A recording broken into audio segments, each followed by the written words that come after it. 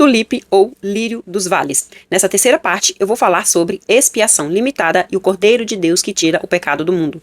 Porque o terceiro ponto da teologia tulipe é conhecido como expiação limitada. E segundo essa doutrina, Cristo não morreu por toda a humanidade. Seu sangue teria sido derramado apenas para um grupo específico de eleitos previamente escolhidos para a salvação. Mas será que foi isso mesmo que o Senhor Jesus Cristo ensinou? Será que foi isso mesmo que os apóstolos pregaram? Ou será que as Escrituras apresentam um Salvador que morreu pelos pecadores do mundo inteiro?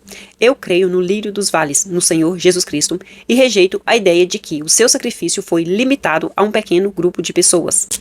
Os defensores da expiação limitada afirmam que, se Cristo morreu por todos e nem todos são salvos, Deus então falhou.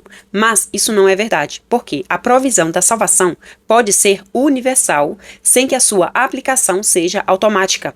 Deus, ele ofereceu salvação a todos, mas nem todos a receberam pela fé. E o fracasso não está na cruz, o fracasso está justamente na rejeição humana ao Evangelho. Em João 1,29, João Batista vai declarar: Eis o Cordeiro de Deus que tira o pecado do mundo. Ele não disse dos eleitos e nem disse de um grupo específico. Ele disse do mundo. Em Hebreus 2,9 vai dizer: Vemos, porém, coroado de glória e de honra aquele Jesus que fora feito um pouco menor do que os anjos por causa da paixão da morte, para que, pela graça de Deus, provasse a morte por todos.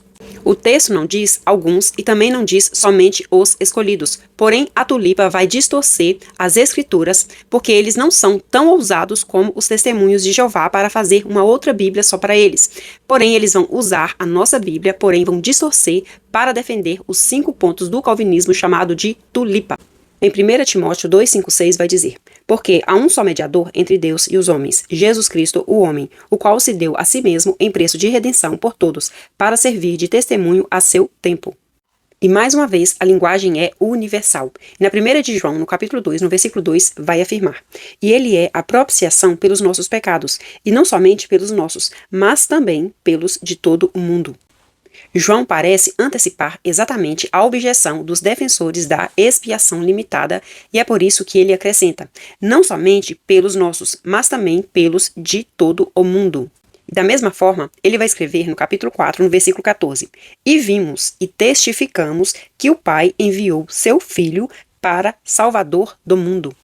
Não diz o mundo dos eleitos, não de uma parte da humanidade, mas do mundo. E é por isso que o profeta Isaías vai declarar, 53,6, Todos nós andávamos desgarrados como ovelhas, cada um se desviava pelo seu caminho, mas o Senhor fez cair sobre ele a iniquidade de nós todos. Nós devemos observar os dois todos que o texto está dizendo, porque todos pecaram e sobre Cristo foi colocada a iniquidade de todos. A provisão é tão ampla quanto a necessidade. Em 2 Pedro, no capítulo 2, no versículo 1, vai falar de falsos mestres e vai dizer: E também houve entre o povo falsos profetas, como entre vós haverá também falsos doutores, que introduzirão encobertamente heresias de perdição, e negarão o Senhor que os resgatou, trazendo sobre si repentina perdição. Se esse texto que eu acabei de ler está correto, e eu acredito que está porque é a palavra de Deus, significa então que aqueles que acabam em perdição são descritos como pessoas pelas quais Cristo proveu redenção. E a grande tragédia deles não foi falta de provisão, foi a rejeição dela. E a Bíblia, ela nunca apresenta um Salvador relutante, nunca apresenta um Cristo que morreu apenas por alguns poucos privilegiados. Pelo contrário, ela apresenta um Deus que deseja que todos os homens sejam salvos, um Salvador que provou a morte por todos. E um convite que continua ecoando para toda a humanidade.